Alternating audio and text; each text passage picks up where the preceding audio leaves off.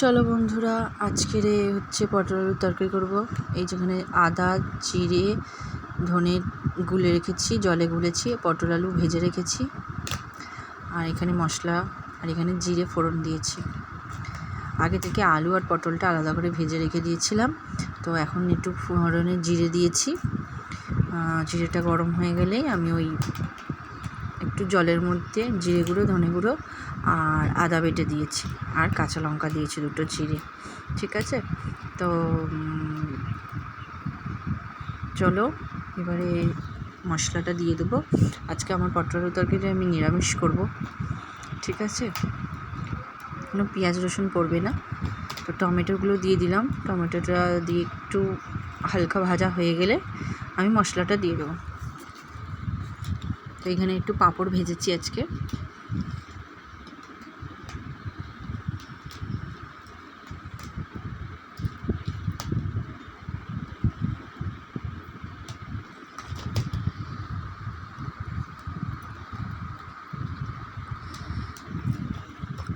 আজকে আমি নিরামিষই খাবো আজকে, মানে আমি শুক্রবার করে নিরামিষই খাই, তাই আজকে নিরামিষ করব। আর সবার দেখালাম না, ডাল করেছি, পটল আলুর তরকারি করবো, পাঁপড় তো ভেজেছি তোমাদের দেখালাম। চলো মশলাটা দিয়ে দিলাম। বাটিতে যেটুকুনি মশলা আছে আমি জল দিয়ে ধুয়েও ওটাও দিয়ে দেবো। দিয়ে মশলাটাকে ভালো করে করানোর জন্য ছেড়ে দেবো, চাপা দিয়ে দেবো। আর কিছুক্ষণ পরে একটু পরে আলু দেবো। তো চলো আলুটাও দিয়ে দিয়েছি, দিয়ে ভালো করে একটু মশলাটা ভালো করে কষানো হোক। কষানো হয়ে গেলে তেলটা ছেড়ে দিলে আমি জল দিয়ে একটু সিদ্ধ করতে দেবো। এর মধ্যে আমি একটু নুনও দিয়েছি, যাতে কষানোর সময় আলুটা একটু তাড়াতাড়ি নরম হয়ে যায়, তাহলে তাড়াতাড়ি হয়ে যায়। তো চলো, এখানে পটলটা রয়েছে।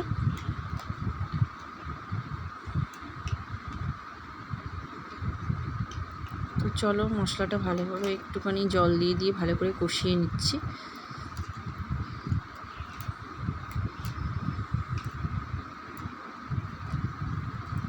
চলো এবারে আমি ঢাকা দিয়ে দিলাম। এবারে কষানো ভালো মতো হয়ে গেছে,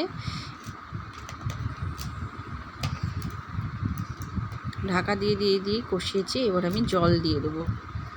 তো আমি জল দিয়ে দিলাম। এবার আমি এর মধ্যে ভাজা পটলগুলো দিয়ে দেবো, যাতে একটু সিদ্ধ বাকি থাকলে হয়ে যায়। তো দিয়ে দিলাম।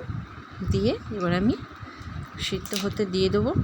তরকারিটা শুকনো হয়ে গেলে আমি নামিয়ে নেবো, গরম মশলা ছড়িয়ে নামিয়ে নেবো। তো চলো আমার ফাইনালি আজকের আলু পটলের তরকারিটা হয়ে গেছে, গরম মশলা ছড়িয়ে নামিয়ে নিলাম। চলো টাটা।